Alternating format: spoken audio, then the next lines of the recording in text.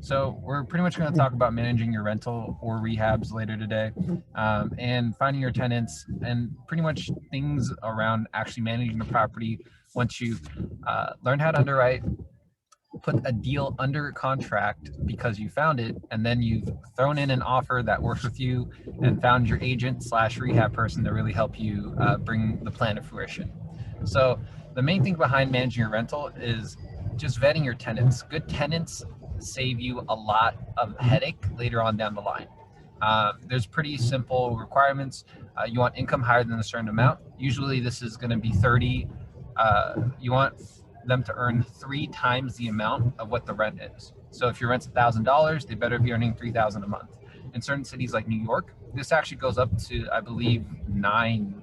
They want a much higher rate, namely because New York made it very difficult to evict. So they changed the rules, and now the requirement is at least 9 times in order to pretty much have a way to get people to, so that they could evict people, long story short. You're also gonna probably want to limit the amount of dog breeds, mainly because like for example, pit bulls, they'll cause about 70% of all bites. I was reading a study on this, and as a result, your insurance will sometimes actually increase the rates because you have an aggressive breed living there. So this isn't just for the tenant living there, though. Especially if you have a 2 to 4 unit or more, they're going to interact with the other tenants, and that liability, if it happens at your apartment complex, you will be the person who has to pay for that liability, essentially. And then finally, background credit checks are very important. If somebody was previously on some sort of registry and then they commit a crime on your property, you are also liable. So credit checks are important, but they're a little less important nowadays. And the thing is, you should have a criteria that you write down, and by doing so, you avoid issues that relate to fair housing laws. You're allowed to check income, background, credit, but if for some reason you have a habit of, say, rejecting people of a certain race, then they can sue you. If you have these requirements written down, that's how you protect yourself from saying, hey, I'm not racist, I just had this requirement, and it just so happened that the people who applied didn't meet it. So how do you manage your rental while you're out of state? Hire a good PM. You're going to want to vet a good PM, and he will tell you all about that. And you're going to want to have smart technology. So that is what I'm going to talk. That's where I was going to loop it into next. Annie is a specialist because, as y'all know, she's very active on this page, but she also is a San Francisco person who invests in Texas, of all places. So want to give you guys an intro, but obviously you probably know already. If you want to start talking about your experiences, we would love to hear more about your expertise, Annie. Oh no, you're just using excuse, right? I'm not that smart. So, hey everyone, you guys probably already know me from my weirdest post from the last week. And most of the stuff is just really about my experience over the last 7 years as someone who started out with just one single family home. And I started my buying these properties after my first real job. And I was at the age of 25. And then so in the last 7 years, I managed to grow my portfolio. I've done 6 purchases. I sold one, and I now have 5 properties. I have 2 in the East Bay. I have one 8-plex over in Livingston, Texas, which is about an hour north of Houston. And I just closed on 2 4-plexes this week, also in Houston. And I can tell you that I did all of this while working full time. And I was working in nonprofit for pretty much my entire life and working with international students. So a not so subtle, shame word of anything. I work as an international student recruiter for a community college district. And so if you guys have relatives or something that needs visas, just bring them over to me because you got the hookups. I can issue those visa documents like right now too. So I first started pretty much after college, and I accidentally had gone into doing a co-living thing. So I bought this property. It was the first time I've ever been to that area, and it was gorgeous. So on the spot, impulse, bought it. Luckily, things worked out because that would have been really stupid on my part. But what I did was I did co-living because my idea was that I would rent out or keep one room for myself, and then I would rent out the rest of the rooms to other people.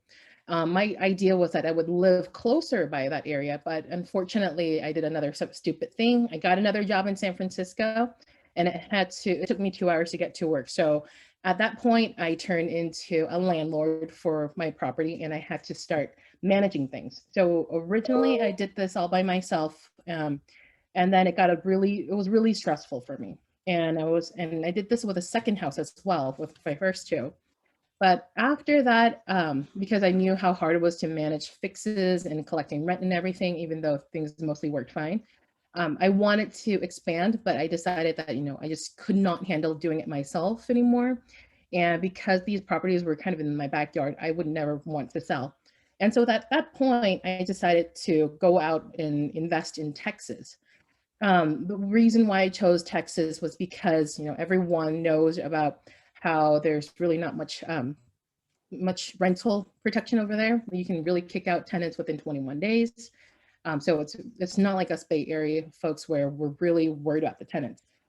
It's great for taxes because there's no state taxes. And then so I went to an out-of-state seminar and I met these really, really great people that were working out of Houston and in Dallas. And so I did fly over there to meet them and I interviewed them. And I spent about a day and a half or so just asking as many questions as I can, checking out houses. And mostly it was just getting to know their communication style and their team. How did they operate?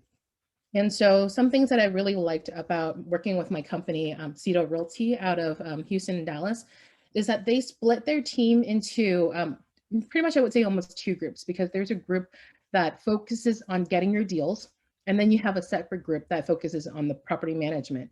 And I think this is really important because if you work with a small mom and pop company, sometimes you only have a 1 or 2 person team. It's going to be hard to work with the same group who does the buying part and the managing part, because finding deals takes a lot of time and property management takes a lot of time. So it's hard for you to balance both. And so why I chose to work with that company was because other than having full-time staff on the property management team, was that it was headed by a legal counsel. And so for someone who was new and we didn't know what we were doing, and my first purchase was an 8-unit, which is a commercial property. I was thinking about, how to hold the title in there, and I wanted to do an LLC, but I didn't have any connections or figure out what to do. And it was the legal counsel who set me up for all of that. So having a legal counsel is really good because it really speeds up our eviction process. If they're late in rent, she'll mail out an official letter called the 3-day quit or leave. Pretty much you pay within 3 days or you have to go, and then start the eviction process right away. And really by the 21st day, you haven't paid up, you're not ready to go. We have the sheriffs coming after you and kicking you out. And we've done that before. Yeah, pretty impressive considering that in Chicago it takes about 3 months to do any evictions, and it'll be like 5,000. So the most common way people do evictions actually isn't evictions. You do a thing called cash for keys, which is essentially you pay the tenant to leave, which is cheaper than going through the court process. So he's a little bit stuttering, but what he was saying is because in certain areas it's really hard to get people out, like in the Bay Area. So, sorry, Nelson, for stuttering.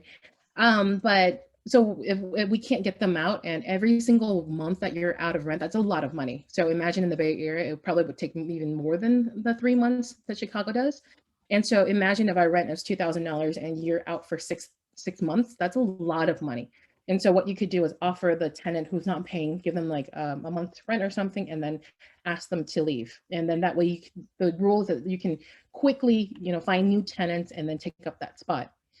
And so luckily, so Texas, we don't have that issue. When we got the property, there were a couple of people that weren't as awesome. So the proper management, because they are a lot more skilled than I am, their job is to give you strategies on how to maximize your rent. And they'll teach you different ways to do so, and they're going to do it legally. So the first thing we did was pretty much like people who were going to be moved onto their new leases, we would increase the rent by just a little bit. It's not too much to, it's just kind of to annoy them. we had to raise it up. And then for those who wanted to go month to month, we'll increase it a lot more. But if you were willing to commit for 1 year, then we'll have a slightly, increase. And we try to stagger it out so that not all the leases would end at the same time. So these are strategies that they're going to work with you on. And then one thing why I really liked working with my realtor, Cedal Realty out of Texas, was because they have a really good management team, and they're using software to manage your tenants. So what we do is that their tenants have a rentals portal, so that they can pay electronically. They are able to pay by credit card. They can do ACH. And then if there are issues with like they need to do fixes, all they do is go into the portal and request and create a ticket, take pictures of what's wrong with it. And then a property manager will know and immediately contact them. And then at the same time, by using a lot of technology to manage these tenants, I can actually get my payments really on time, and I can track like our owner statements. I can check receipts. They'll electronically save all of, like the leases for me. So everything I need is just easy to go. And so they pay me a couple times a month, actually. So usually by the third, as the whatever they collect, late fees, whatever, they'll give that to me.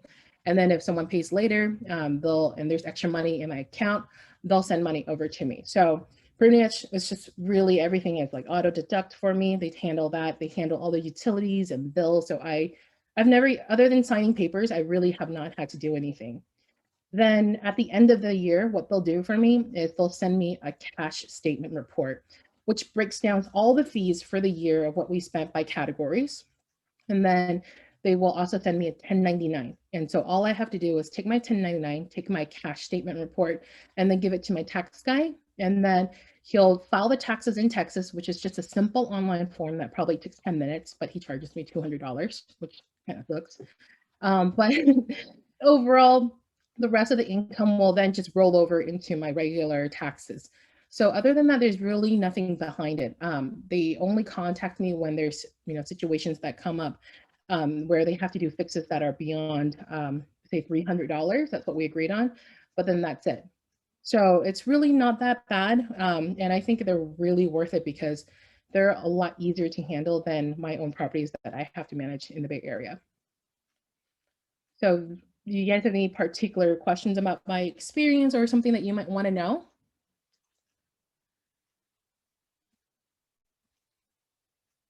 Nelson, have any questions for me? I had a question. Yeah. Why do you use a property manager in Texas but not in the Bay Area? Is it just because you're local, so then you can manage it and save money? Oh, heck yeah. That's actually, you're the correct answer. So in Texas, I have no choice. I can't manage it by myself. But in California, the fees are really expensive. So for example, if you're trying to do a single home and you're trying to rent that out, the placement fee can run around $2,000 something.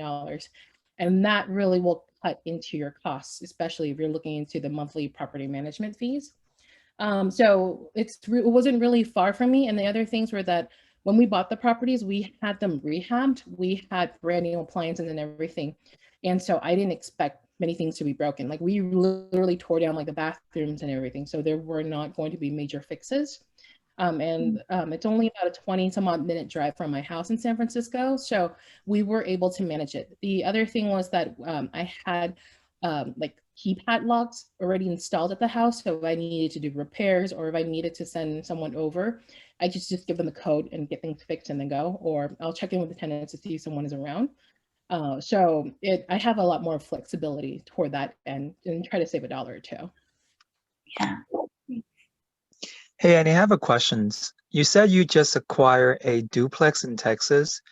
Around how much capital did you need for one of those? So they weren't actually duplexes. Those were two fourplexes that I got. So yay, it's actually 8 units. But basically, it was because it was 4 units. I just had to pay 25% down payment for that and do it over a 30-year loan. And speaking about how much cash is actually kind of hard to say because there's so many things in different price ranges depending on what neighborhood you're in and what class your property is. So I really would not be able to tell you like a really good range.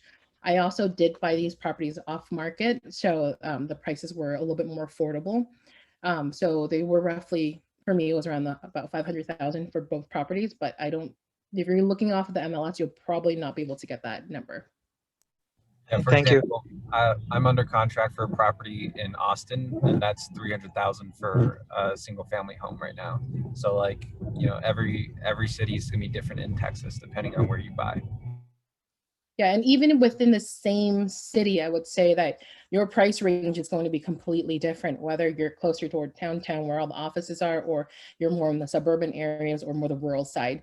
So I would say, you know, if you're looking to do something like that, is to talk to your, find a realtor and let them know what your goals are, what your price range is for your down payment, what returns you're looking for, and then let them be the ones guiding you on, you know, which areas you should buy based on your budget and your requirements. Thank you. This is insightful. Awesome. Sorry.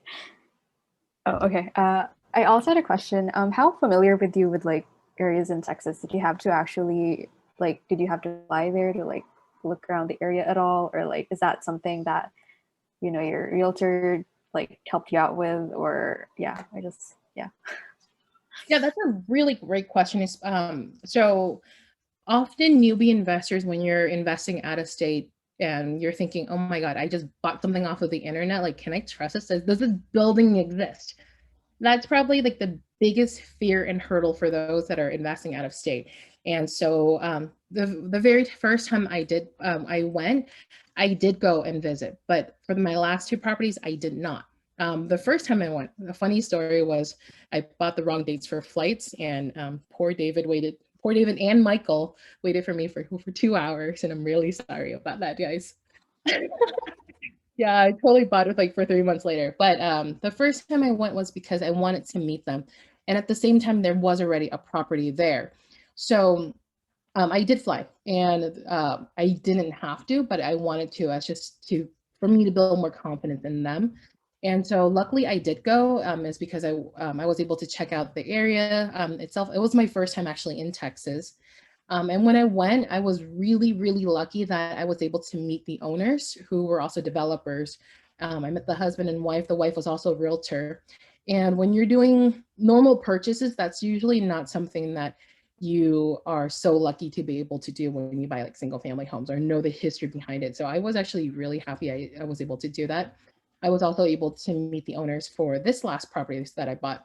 So after the first time I did go, but then I realized that there were a lot of things I didn't need to go, because I could look up things on the internet. I could look up their county taxes. I could look up permits that's been done for any major things like roofs. We did full inspections, so I knew what was broken and what was not. And to be honest, if I went there myself, I can't tell. I don't understand construction. Like, I won't be able to identify, oh, what kind of copper wires are they using or whatever. So that's really wasn't important to me. But I would have rather focused now, looking back, I would have just focused more on looking at the getting those reports done, getting the appraisals done, and then also doing my own Google search, and then running through demographics of the city just to see like how employment is, what's the age group and all of that. So with the technology that we have today, I would say it's not necessary to be visiting there. And another tip too for all the new people, you don't have to be the person who knows everything that's broken. There are things to watch out for, but an inspector is the person you hire to actually find the problems, and then your agent should be able to bring somebody on board that can help you figure out the prices to repair those. So that's right. And so after we did the inspection, there were actually a list of things that needed to be fixed. Luckily, there wasn't anything major, like no foundation or anything like that. But your realtor should really be like a teacher and a doctor to you and teach you what to do. And so he told me to come up with a list of things that we want repaired, and then we'll bounce it to the owners to see if they're willing to do any concessions, such as fixing some of them or even giving you some credit back to fixing them. And luckily, the developer had a construction team on board, so he was able to help me resolve a lot of the issues that we have brought up. Because that would have been really useful for me, because otherwise, when I take it, I would have had to spend a lot of money to get that fixed. So By them fixing up most of the things, we were cash flowing pretty much the same day that we purchased the properties. And then some things about, property management and, what their fees are like, it really ranges. So some of the ones I've seen are from 7 to 10%, but I would recommend people not to run away because you see a higher number. And that's usually because they have a lot of other fees that they're just not going to nickel and dime you for. And then also they might have like a legal counsel on board, which that justifies the cost of that. For example, some agencies, they might charge you for contract fees or renewal fees or annual fees or whatever, but they'll charge you a low fee per month just to track you in because you're hearing, oh, 6%, 7%, it's so cheap, I'm gonna go with you. But once they nickel and dime you for everything, then it's really not worth it. But with my realtors, where that they charged, it was a slightly higher percent. It was still, it was high, but it wasn't like the highest or anything. But they saved me a lot of that money from their property management style for trying to repair things rather than replace brand new things. Like, for example, there were a couple times where the fridge broke or the stove broke, then they would get a used one off of Facebook or something for $50 to $100. Or there were small fixes and maybe just cleaning the carpet. And if we hired someone just to come in for that one unit, that might cost me $400. But my agent would just go and rent one like a steam cleaner from Lowe's, and he just did it himself for like $30. And little things like that will really, really add up to save you money in the long run. The other thing that when I was interviewing them, I just really wanted to know their communication style about how would I know things are getting done? You're just billing me for things, but how do I know that you're actually doing it and you're not overcharging me or something like that? So there were a couple times that when we were doing repairs, they would actually do FaceTime with me and just show me of, hey, you haven't been to the property recently, but let me show you what things look like. And so they'll do FaceTime and I'll see things. Or they also, what they might do is that they wanted to make more parking spaces for us because there were too many cars, and they had someone make all the lines. And so what they'll do is they'll take photos of before and after to show me what was done. Or if there were major repairs, they would also show me pictures and then show me bids. And then so we can run through that. Also picking out tenants. They did a really good job with running background checks, calling references on their previous tenants. And so most of the time I don't actually have to, worry about who they're looking for. They do have a list of criteria, like Nelson mentioned, like they would check for bank statements, for criminal, they would check on the rent board if there were previous evictions. And so I don't know if you guys went to the meeting yesterday, but about the criminal part. So if there were little stuff that happened, we might actually still take them in. The reason behind it was that, it might be just a DUI or something, but if it's nothing serious, nothing dangerous, we would still consider them. And in return, we would charge a much higher deposit. Sometimes, like if they have a bad credit or something, we might actually triple their deposit. So we go by case situations. If there were a couple of situations where the property managers weren't really super comfortable with it, they will call me up like, I think this could be possible, but I want to run this by you, and it's totally okay to say no. So that's what they're going to do. Like, they need to communicate with you regularly about issues that are going on. And there's a lot of things that you actually can't see behind the scenes because, you don't hear from them often, but it doesn't mean that they're not working. They're actually really working hard resolving problems before it even comes up. So I would say that it's just something that you really should invest in a good property management company. Hey, Amy. Oh, sorry. Go ahead. Oh, go ahead. I'm sorry. I don't want to cut. So I guess like for the properties that you're managing yourself, I'm just curious, like, what are some strategies you use to find those tenants? And then like, what is sort of realistic expectation for like, once you acquire a property and then like get it ready for rent to the time that you actually find like a tenant to occupy that space? And then how do you go about like running background checks yourself? Oh, that's a lot of good questions, actually. I can actually start on that. I manage my own properties. Oh, sorry. But yeah, Annie does it from afar, and I think software really helps with that. So in terms of software, I use this thing called, let me pull it up. I use a thing called, tech stack is not jumping. Okay. I use a thing called Stessa for my accounting software. Annie has probably the numbers direct from the PM, but I keep track of those. I use smart tech like locks, so that way I can manage my my contractors. So if people have to come in and fix things, they can do it themselves. I don't have to be there. And tenants actually love smart locks like Nest and lights. You can actually kind of raise the rents a little depending on the neighborhood. Then maintenance wise, I use an app called Nest Egg. I take a picture and then the tenant can actually schedule the tickets themselves. And that way I don't have to be there when there are issues that need to be resolved. Then I also use Zillow rental manager, and I've also used Cozy, which I prefer. You can actually have them directly apply on Cozy, and then they will pay the credit fee themselves, which is like $20 for the background check and $20 also for the credit check. That way, all you do is send them the link, and then they can take care of the rest themselves. So.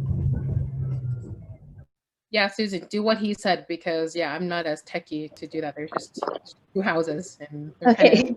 And also, can you repeat those apps that you just said one more time? Yeah, I can leave them. I have them on the PowerPoint, but basically Cozy is what I use for rent collection and applicant testing. So like they will have a link that for each applicant, they fill out their own information and then they charge themselves through the credit card. So I don't have to even bother with it. All I look at is the report at the end. Then Nest Egg is another app, but it's only in the Midwest that I know of so far, where you can use that to manage your own tenants themselves. If there's an issue where the sink breaks, they contact through Nest Egg in order to file a ticket. And then, you know, Nest Egg sends out the contractor that they've vetted for me, and then they just bill me back later on down the line. So, and then if I need to do construction, that's why I like smart locks. That way, if I'm not there, I can actually tell my contractor the code to come in and fix it themselves, and then just change the code afterwards. I love that idea. That's actually a really great idea. And that's something I actually do myself, or I give them the garage code to go in for fixes. So there was a question, I think, was about like the timing and about the advertising. So when I got the properties, we had to go get a couple bids to do some repairs. But what we were doing was just to make sure that was just good enough to be rented out for as high as a capacity rent that we could. So we weren't going like to do overly expensive things or like get the fancy stuff, because my idea was that, all right, they're just renters. They're not going to take like amazing care of your property. So just like make it nice, or, you know, IKEA style, make it nice. That's good enough. And then if I ever sell it, well, I'm just going to kick them out and then like really remodel it and then, you know, bring the price back up. So from pretty much the purchase time to end of the construction, it took about a month to do a full on like rehab job for the entire house. And then for my other house, it only took about a week or so because we weren't doing anything major. But then during that time, as they finished each room, I had already posted them up on Facebook or Craigslist. And when I was posting them up, I did something where I would ask them to introduce themselves to me or show me like their LinkedIn or something, so that I could kind of Facebook stalk them and, you know, online stalk them a little bit. And so when I was looking, starting out, I was trying to just find people that were similar to myself, because at that time I was doing like the owner house hacking, and say, hey, I am a mid-20s-year-old female. I work in this. I'm looking for some roommates. I didn't say, you know, homeowners or whatever, but hey, these are the things about me, and I would love to learn more about you. And then, you know, contact me. And then, so what I did was that if you don't respond to me, and I do have a list of criteria, I'm like, you know, in order to apply, I'm going to need your bank statement, your ID, and this and that. And so I would post that up, and then people would pretty much reply really quickly. And then I would do phone interviews with them. But my initial screening is that if you don't answer my questions, I will just pretty much ignore you. Like, you did not read what I had asked you about, like, you know, tell me about yourself. You just asking me, is this available? Then I'll just ignore. So that's technically not like, oh, I'm being racist or I'm judging or anything. You're just not following instructions.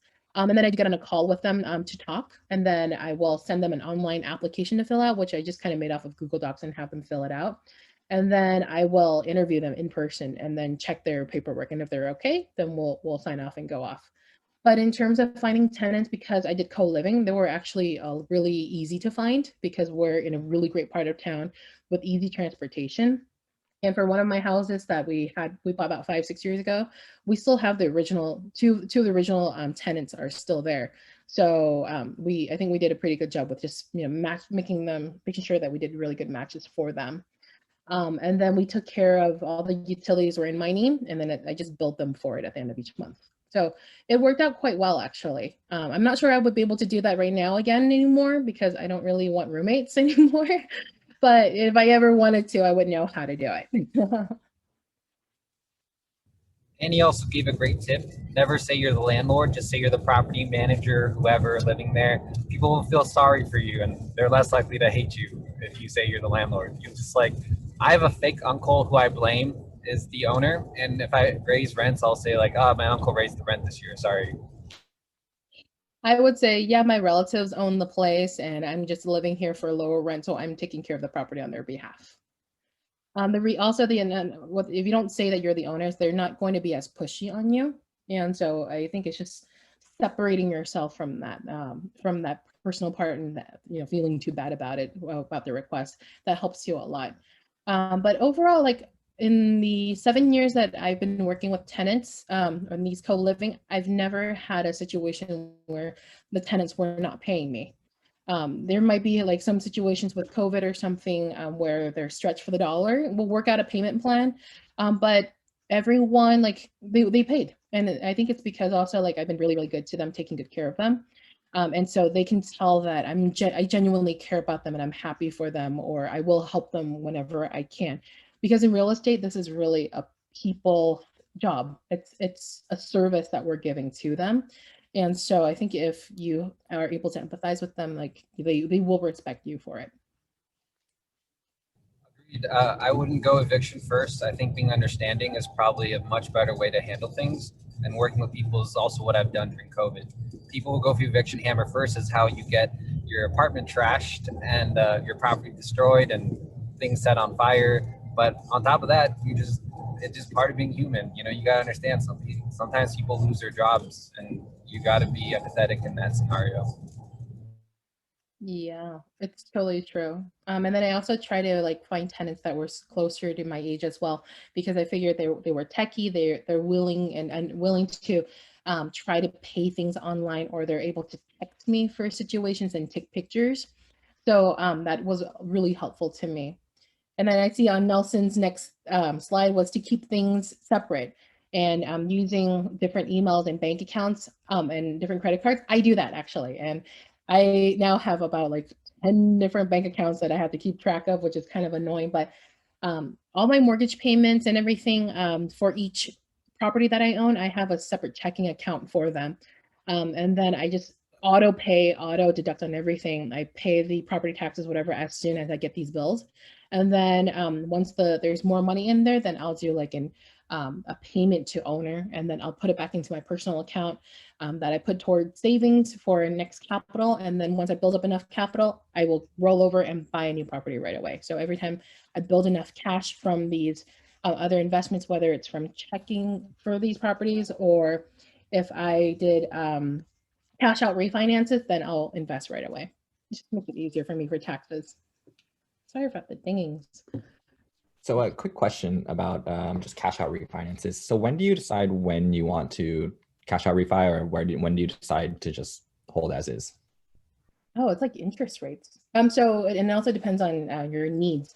I'm in California, and our property's value went up extremely high in the last 7 years that I bought it. And so I was building equity, and even honestly, I wasn't making very much on the rental part. I was breaking even plus a little bit of cash flow, but I didn't really care because I was looking into building the equity. Funny thing was that the interest rate in the last 7 years I've gone in has just gone lower and lower, lower, lower, lower. And so every time I wanted money or wanted to buy something, I just cash out refi, cash out refi, cash out refi.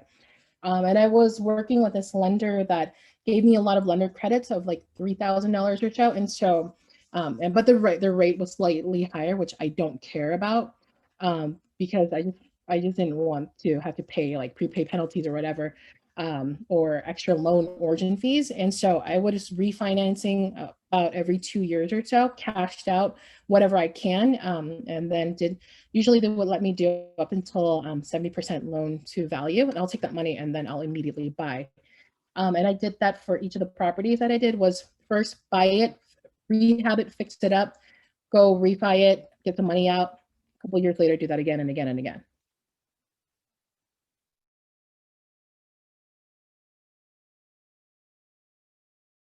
More money. If you don't need the money and you just want to do a lower rate, then go for it, depending on the fees. For finding a lower rate, do you go to a broker for that, or you search online? Yeah, you go to a mortgage broker, which means that it's kind of like one individual, one company. They're the representatives of many banks. They'll collect your information, evaluate which loan you're best for, and then they'll go after the banks, and then to see which one has the best interest for you. So they are going to be able to offer multiple loans based on your needs. Versus if you're going to an individual bank, a larger bank, they usually are a lot more limited in the products that they can offer. However, there is one middle ground for credit unions where sometimes if you work with them longer, it's relationships based, and they'll give you better rates and they'll work with you more for loans in the future because they care about the community and not necessarily about making the most money. Yeah, that's true. Some of the smaller banks that are closer toward the property that you're buying, they might also be a little bit more affordable because they are trying to build up their community and revitalize it. So, and then if you have an account with them, they might knock off like a percentage of your rent, your interest rate, or even give you some kind of lender credit back. So just ask around. I think I called probably at least 6 or 7 different companies before I chose which mortgage lender to go with. Fun fact, credit checks when you're trying to get a mortgage, they don't last that long on your credit score, so it's worth it. Right. If I look at my account right now, I actually have 7 credit checks, which, you know, they'll go away in 2 years. And then during the time that you're hunting for, like the month that you're hunting for a loan, those will just be counted as one. They're not going to be counted as individuals. So that's not going to really hurt your credit score. So if you already have your documents pre-approved, then you can just go and find your property. And then at that point, just start calling as many lenders as you can to find the best deal. And the cool thing is that if you ask them for a loan estimate and you can say like, okay, so-and-so told me this, like this specific bank, they gave me a printout for this, you can take that and start negotiating with the other lenders and see if they can help you knock off a point or two or give you some kind of benefit for choosing them.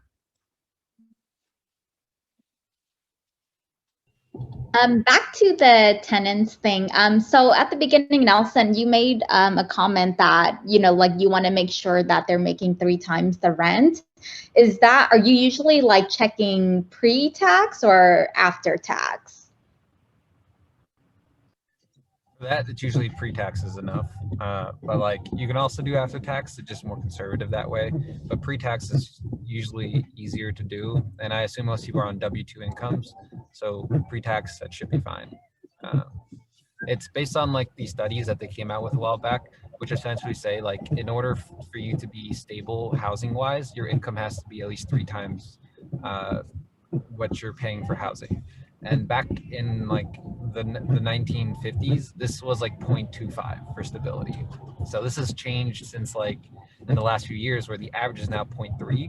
And that's when people say like, oh, a housing market might be overpriced. Because for example, in Canada, it's like 50%. The average person is paying 50% of their income towards housing, which means the income they're generating is not enough to justify the cost of their payments anymore. So then they're at a huge risk of a bubble popping and then all their prices deflating since no one can afford to hold on. Thank you. Annie, I had a question. So you said you started an LLC before you bought your investment properties, right? Or yeah. And how do you go about like finding loans for LLCs or? So with that first one, The loan was actually because it was my very first one. I didn't buy it in an LLC because then I wouldn't have like the credit report or whatever, the income showing for it to qualify for a loan. And so the way that it worked out was that I got a commercial loan that initially they would look at my my own credit check, and they wanted to verify that I actually am an experienced landlord and I have the cash to show for it. So it's kind of like I'm a personal guarantor for it. Then on my purchase agreement, it actually says buyer is Annie or assignee, and I had that the whole way through. So as soon as I secured a lender and I explained, hey, I'm going to be putting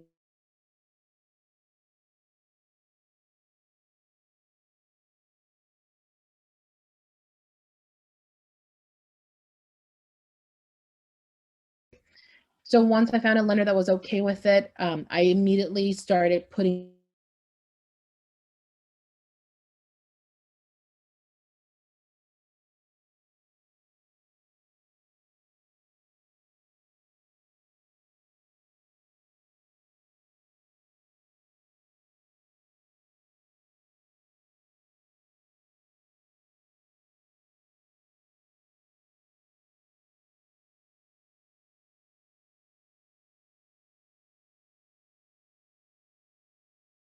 contracts of doing it. It only takes about 3 to 5 business days to create, so it's not that long. I see, So I the see. other Okay. thing you could do is I could like I didn't want to do it later on, but the thing is you could actually buy it in your own name and then use a quit claim deed and then put it into an LLC that you create later on. So that's not a problem. I see. Thank you so much. You're welcome. Annie, do you keep your whole portfolio with one property management group, or do you diversify across multiple? So my California stuff is just 2. I have it with me, and my 3 in Texas, in Houston, I'm with the Cedar Realty with just 1. But if I do purchase more properties, if it's still under CEDOs, I'm gonna definitely put in their territories. I'm definitely gonna be using them. I've had extremely really good experience with them. And if I go into other territories, I'm gonna have to find someone new. Thanks. Hey, when you were looking to buy properties out of state, were there other cities that you had on your list? Just because for me, I'm in that cities I could potentially purchase, and definitely cities in Texas was something on top of my radar. But I do want to kind of make sure like I capture all the potential options before I dive in. Yeah, so for me, as I was looking at these, it was actually part of the answer to this was really my budget of how much I could afford. If my budget wasn't that high, I would have had to go to probably in different areas because just certain places just cost more. But for me, I picked Texas because that's where us Californians were all going at that time. And I picked Houston over Austin or Dallas was because it was a lot more cash flow. And when I met the Cedar brothers, that was actually a couple years ago. I don't know if you guys remember, but there was a huge flood that was going on in the Midwest, and then it flooded a ton of places. In particular, Houston was the biggest hit. Like parts of their city were completely just flooded. And at that time, Annie was like thinking, okay, think hard. How can I take advantage of this? And my thought was, if things get destroyed, can I buy that at a fraction of a dollar? If I can I just hold it and then just find someone to repair it, or maybe just wholesale it and give it to someone else? And that was my initial thought. And so my instinct was like, okay, pick Houston. Let me talk to Dave. Let's see if I could do it. And it turned out I was right, but I was almost a year late on that idea because by the time I had thought of this, there were already a lot of like investors from China who were just buying a lot of stuff in bulk in Houston because when the flood started happening, people were buying it at like $25,000 for a brand new home. By the time I came in, it was $60,000, and then I still wanted it, but I was too slow. I found out I was just way too slow. 5 hours to decide is way too slow. So, but through that, that experience, I just got to know more about the area, and I really liked it. So I just decided to go for Houston. But right now, because my budget is a lot more limited, so I am looking at different areas. And right now, particularly, I'm looking at Atlanta, maybe North Carolina. I still feel like those areas are pretty nice, and some parts of Florida. So I'm doing kind of a comparison and deciding where I'm going to go next. But right now I'm kind of leaning toward Atlanta, just my gut feeling. And Yeah, that definitely gives me a more reassurance. I definitely do have Atlanta on my like top potential list. So I'm glad that I have that reassurance there. And a quick follow up. I know you brought up the flood in Houston. Doesn't that potentially like affect like I would say insurance premiums? And let's say God forbid like one of the properties that we may own gets hit, wouldn't that essentially increase the insurance premium, thus decreasing our profit? Because I did read into like how Houston does have a good fare of like natural disasters. So I just want to understand like how does it fare in terms of like a long term for like an insurance perspective? great question, because that was something I actually had concern about. And I can tell you for a fact that their insurance is significantly higher to what I'm paying in California. So in California, I can get away with about $500 or something for a year. That side can go up to like 3,000 something. That you have to factor that in there. But the other thing about the flooding part is that you can look up the FEMA maps to see where the flood zones are. And when your title company is running a title search, these are documents that are actually part of the paperwork and part of the documents that are assessed. And so if you saw anything that's within a flood zone, then you need to pay attention to that. And for me, I would probably back out of that deal if it's in a flood zone, because the flood zone, and for me in Bay Area, we have something called the earthquake insurance, and that's extremely expensive. That's $2,000-$3,000 a year, and I don't pay it. I don't even go with it because it just cuts into my costs. But that is a factor that you do have to consider when you're picking out property. For sure, that's super helpful. Thank you. So just a quick question on just like deciding on what properties you want to pursue or go after. When making that decision, do you weigh like ease of just like easy cash flow right away, or a potential like as a fixer so you can pull out more in a cash refinance if you force more equity into or force appreciation onto it? So everyone has their own personal preference with that. I would, and also it depends on what your budget is and your construction loan. For me, I'm a simple person. I don't want to deal with this shit. Sorry, I shouldn't be cursing, but I don't want to deal with the mess of rehabbing everything, especially from afar.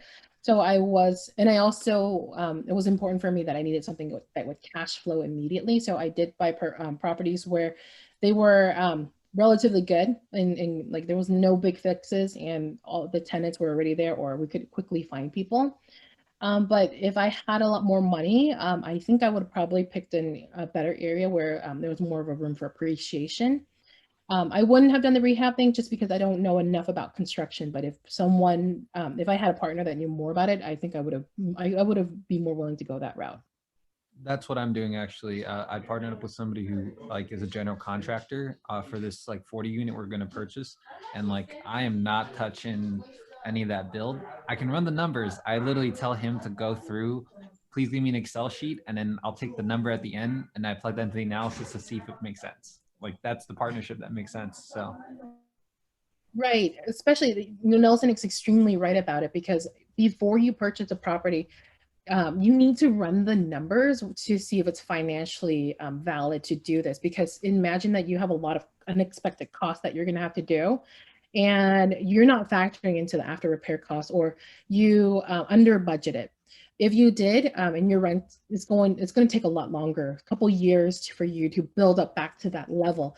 And for me, I don't know enough about those repair costs to be able to calculate that, so I didn't want to put any risk in there. So I didn't want to, really set aside a large amount for capital expenses. It would be too difficult for me to calculate because I just don't have that knowledge to do so. Got it. Thank you so much. No problem.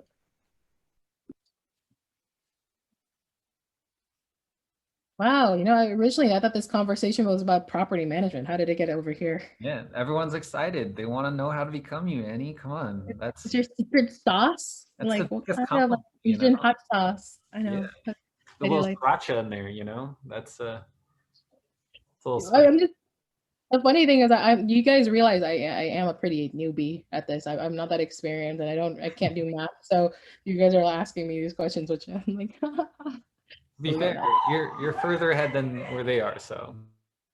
I'm just like a couple years ahead, and like you guys are able to do it. It's just you think about how you want to do it. I think right now, my investment plan is that there's only 10 conventional loans that you could do with Fannie Mae and the Freddie Mac guys. So I am looking to do those. I'm probably for the next couple loans that I have, I'm just going to max out with fourplexes or cash flowing properties. And then if I see something really good on the commercial side that the numbers are, worth it, I will probably go after those. But I want to try and max out my 10 first, and then eventually maybe do a 1031 exchange on my California property where it's worth more, and then see if I can buy like a larger commercial property, like maybe like a 20 unit or whatever, because those exist. Like if you have like about $1.5 million or something, you can totally get like a 14 unit or whatever in Texas. And that's a plan. I think that's a way to scale up. Yeah, I was, David chatted with me afterwards. He's talking about asset managers. A lot of them are saying the commercial properties are going to go foreclosed next year. Sorry about everyone buying residential. It looks like it's going to be stable for a while, but anything 4 units and above is considered commercial apartments. A lot of those are going to come up on the market at some discounts. So that's where I'm actually focusing, bringing in investors and trying to like buy into bigger apartments for that scale. But that's the risk you take, though. Sometimes you have to like partner with somebody else, and because you can't really do this on your own once you get past like 50, 60 units. So I'm trying to get to 100 after I finish on this next year, December. I'll try to get to 100. So that's kind of my goal. So we should all be actually following in Nelson's steps. Like that's how you want to scale up. And he's right too. Like I haven't seen really discounts on single family homes, and I don't expect to see many of those. Just like what we were talking about yesterday was that people have a lot of equity built up, but the larger properties are people who are selling like a portfolio of multiple. I think those, you can still go toward that route. Like you'll still find deals for this. No. Well, yeah. Annie? Oh, wait, this is Dora. Annie, I'm doing exactly what you were thinking of doing. I'm selling a San Francisco house, and one of the prospects is a 12-unit apartment building in Western Colorado. Yeah. See? Yeah. The other idea is a huge ass 35,000 square foot warehouse with one tenant. So, but that is what one house in San Francisco purchases in Western Colorado. I know. It's just kind of sad how much we're paying for things. And that was actually exactly the thought that I had was I have a couple properties in the California because I want the appreciation. I don't want to sell them because it just costs so much in like, the agent fees if I just keep, selling and buying. So I wanted to skip that route, do cash out refinances until at a point where I think it's a good time to let it go. Then I want to avoid my capital gains, which, you're using your loopholes now about what time is a good time to sell, then move on to your next purchase. And one thing I would probably advise the newbie investors is to look into what the 1031 exchange is, and when you're selling a property as a primary owner, the tax advantages of that.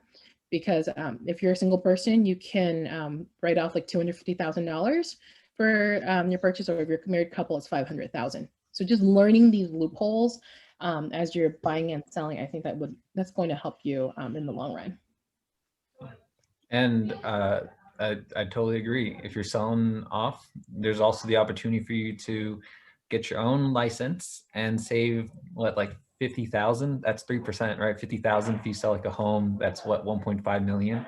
You can skip out on a lot of those fees on yourself, and then just 1031 by yourself. Just saying, if you sell it, you should just get your license first. Costs like what, $1,000, like $100 something to get a license. $50 in California. That's it.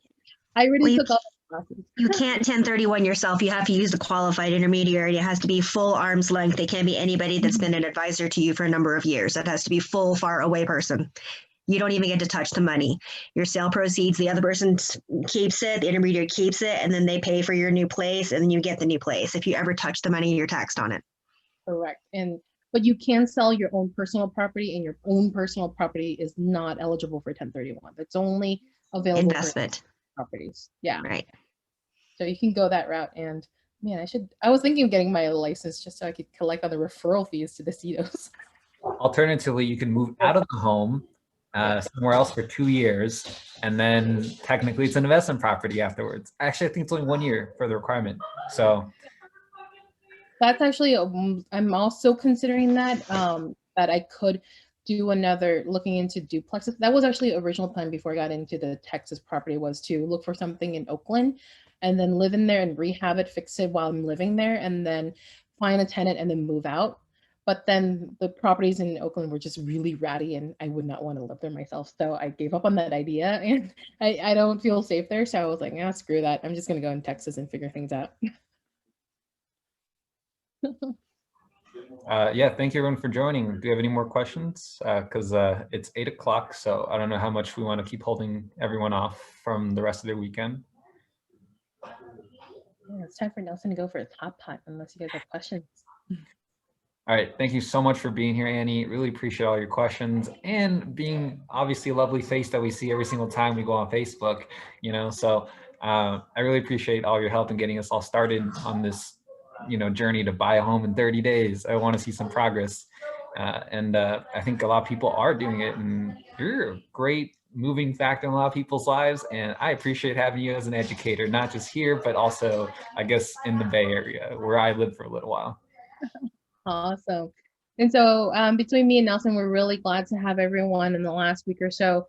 And, you know, you guys still have time to work on your purchases and just learn as much as you can through this experience. It's to get over your fear, you just have to make your first step, which is to start researching and making bids and talking to people and, you know, getting to know lenders.